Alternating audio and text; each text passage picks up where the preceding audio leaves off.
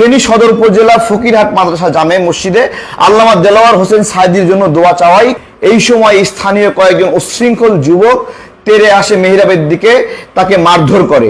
কয়েকজন মুসল্লি তাদেরকে নিবৃত্ত করলে খতিব যখন সুন্নত নামাজ পড়তে দাঁড়ান, তিনি সিজদারত অবস্থায় ওই যুবকরা ফের তার উপর হামলা চালায়, তাকে বেধড়ক মারধর করে, মাথার পাগড়ি ও গায়ের আবা খুলে নিয়ে প্রস্রাবের মধ্যে ফেলে দেয়। দেলোয়ার হোসেন সাইদির যে বিষয়টা, উনি যে একজন যুদ্ধাপরাধী, উনি কি কি কাজ করেছেন, ওনার অনেক তথ্য উপাত্ত অনেক কিছু আছে। যে শুকনো গু আছে না, ওটাকে আপনারা কাঠি দিয়ে গুতে গুতে এরকম গন্ধ সারা জায়গায় ছড়াইতেছেন, বুঝছেন? হ্যালো, আসসালামু আলাইকুম। আপনারা সবাই কেমন আছেন? আশা করছি সবাই ভালো আছেন। তো আমি আপনাদের কাছে দেখাবো দেলোয়ার হোসেন সাইদির মৃত্যু নিয়ে কি বললেন নেতাকর্মীরা, যা আপনারা শুনলে অবাক হয়ে যাবেন। তো আজকের ভিডিওটি অত্যন্ত গুরুত্বপূর্ণ। তো আমি আশা করবো যে আপনারা এই সম্পূর্ণ ভিডিওটি দেখবেন, আর এই সম্পূর্ণ ভিডিওটি দেখলেই বিস্তারিত জানতে পারবেন। আর এই ভিডিওটি দেখানোর আগে আপনাদের কাছে আমার ছোট্ট একটি রিকোয়েস্ট, আপনারা যদি আমার চ্যানেলে নতুন হয়ে থাকেন তাহলে নিয়মিত আপডেট নিউজ পেতে আমার এই চ্যানেলটি সাবস্ক্রাইব করে আমার সাথেই থাকুন। আর এখন চলুন কথা না বাড়িয়ে আমরা ভিডিওটি দেখে আসি। সিজদারত অবস্থায় মসজিদের একজন খতিবকে মারধর করেছে ছাত্রলীগ। ফেনী জেলায় এই ঘটনা ঘটেছে। দেলোয়ার হোসেন সাইদি তার জন্য দোয়া করছিলেন খতিব, এবং এই দোয়া করার সময় ছাত্রলীগের নেতাকর্মীরা মিহরাবের দিকে ছুটে আসে এবং তাকে মারধর করে। ওই স্থানীয় মুসল্লিরা সেখানে তাদেরকে নিবৃত্ত করে। এরপরে খতিব যখন একা একা সুন্নত নামাজ পড়ছিলেন, সেই সময় সিজদারত অবস্থায় খতিবকে মারধর করে এবং খতিবের গায়ের যে কোটি সেটা খুলে নেয় এবং পাগড়ি খুলে নিয়ে প্রস্রাবখানায় ফেলে দেয়।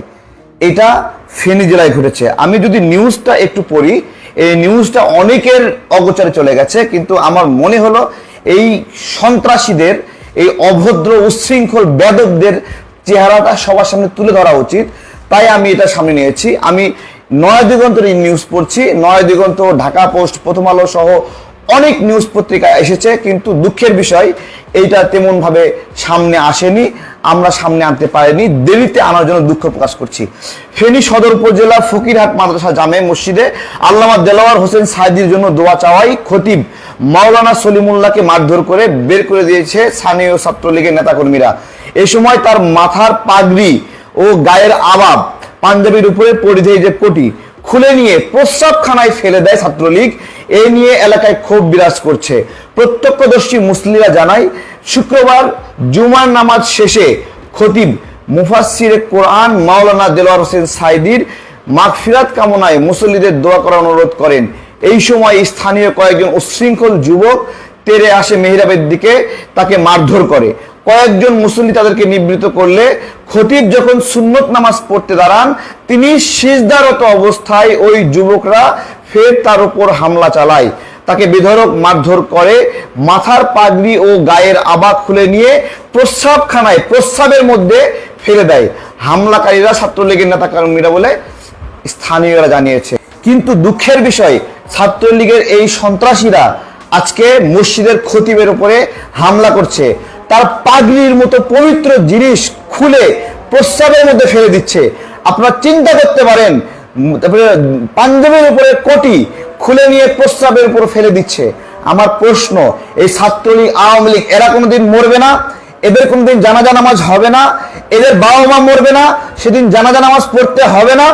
হবে না কেন? দেলোয়ার হোসেন সাইদির উপরে এত ক্ষোভ। আমরা তো সবাই বলেছি, আওয়ামী লীগ দেলোয়ার হোসেন সাইদিকে একজন রাজাকার হিসেবে প্রমাণ করতে পারেনি। আইনের মাধ্যমে প্রমাণ করতে পারেনি, তারপরে রাজনৈতিক ভাবে পারেনি, সামাজিক ভাবে পারেনি। তারা ব্যর্থ হয়েছে। যেই হিন্দু লোকগুলোকে তাকে রাজাকার হিসেবে প্রমাণ করার জন্য দাঁড় করিয়ে দিয়েছিল, তারা অস্বীকার করেছে। দেলোয়ার হোসেন সাইদির যে বিষয়টা, উনি যে একজন যুদ্ধাপরাধী, উনি কি কি কাজ করেছেন, ওনার অনেক তথ্য উপাত্ত অনেক কিছু আছে। যে শুকনো গু আছে না, ওটাকে আপনারা কাঠি দিয়ে গুতে গুতে এরকম গন্ধ সারা জায়গায় ছড়াইতেছেন, বুঝছেন? আলাউদ্দিন ভাই যে বিষয়টি উত্থাপন করলেন, যে আল্লামা সাইদি অকাম কুকাম করছেন শুকনা গু, নিঃসন্দেহে সমস্ত ভাষা কোনো ভদ্র এবং শিক্ষিত সমাজে চলে না। আল্লামা সাইদি এবং তার দল যদি শুকনো গুই হয়, তাহলে যখন আপনারা একসঙ্গে তাদের নিয়ে ছিলেন, রাজনীতি করছেন বিএনপির বিরুদ্ধে, তখন কি তাদের দুর্গন্ধ ছড়ায় নাই? এই সমস্ত কথা আর ভবিষ্যতে কখনো বলবেন এটা কখনো জাতি আশা করে না। উনি কোন মানুষ সম্পর্কে এই সমস্ত মন্তব্য করলেন? তাহলে আল্লামা সাঈদী যদি শুকনো গুই হয়, আজকে বাংলাদেশে প্রমাণ হয়েছেন যে শুকনো গু দুর্গন্ধ নাকি সুগন্ধি, আল্লামা সাঈদী কি শুকনো গু ছড়াইছেন নাকি সুগন্ধি ছড়াইছেন সেটা তার জানাজায় প্রমাণ হয়েছে। দেলোয়ার হোসেন সাঈদীর যে বিষয়টা, উনি যে একজন যুদ্ধাপরাধী, উনি কি কি কাজ করেছেন, ওনার অনেক তথ্য উপাত্ত অনেক কিছু আছে, আমার কাছে ব্যক্তিগতভাবেও আছে, আমি ব্যক্তিগতভাবেও কিছু জিনিসের সাক্ষী। এটা চাইতে আপনারা যেটা করতেছেন সেটা ওনার যে অকামগুলো আছে, ওনার যে খারাপ কাজগুলো আছে, যুদ্ধ অপরাধ বা ব্যক্তিগত অপরাধের দায়গুলো আপনারা এই জায়গার মধ্যে এটা প্রচার করার চেষ্টা করতেছেন, এই পৃথিবীকে জানানোর চেষ্টা করতেছেন। আমি মনে করি আর দায়িত্ব আপনাদের। যেমন কিছুদিন আগে আরেকটা বিষয় নিয়ে আমি কথা বলেছি, যেমন আসাদু নামে একজন লোক, সে বলেছে মোহাম্মদ সাল্লাল্লাহু আলাইহি ওয়াসাল্লাম সম্পর্কে কটূক্তি করেছে। এটা নিয়ে সারা সব জায়গার মধ্যে টকশো করে একদম অস্থির অবস্থা। এখন শোনেন, একটা মানুষ যখন নেতৃত্ব দিতে যায়, একটা মানুষ যখন অনেক বড় জায়গায় যায়, সে ভুলে হোক সঠিক হোক যেভাবে হোক অনেক কিছু হয়ে যায়। তা এখন আপনাদের কাজ কি? আপনারা যদি কাছের মানুষ হন, আপনারা যদি ওনার শুভাকাঙ্ক্ষী হন, তাহলে আপনারা এটি ধামাচাপা দিয়ে রাখতেন। ধামাচাপা না দিয়ে আপনারা সেই দায়িত্বটা নিচ্ছেন যে ওনার অকাম কুকাম খারাপ কাজগুলো কিভাবে দেশ ও জাতি জানতে পারে। এখন আপনি যদি বলেন, আমি তো প্রথমেই বলছি আমি আওয়ামী লীগ করি, আমি কি জামাত করি, আমি কি শিবির করি? আমি তো জামাত শিবির করি না। পাঞ্জাব ভাই তো জামাত শিবির করে না, আমি আওয়ামী লীগ করি। আওয়ামী লীগ কি? আওয়ামী লীগের দলের একটা নীতি আদর্শ আছে, টার্মস এন্ড কন্ডিশন আছে, আমি তো সেটা মেনে আওয়ামী লীগটা করি। অসাম্প্রদায়িক চেতনার রাজনীতির টার্মস এন্ড কন্ডিশনটা মেনে তো রাজনীতি করি।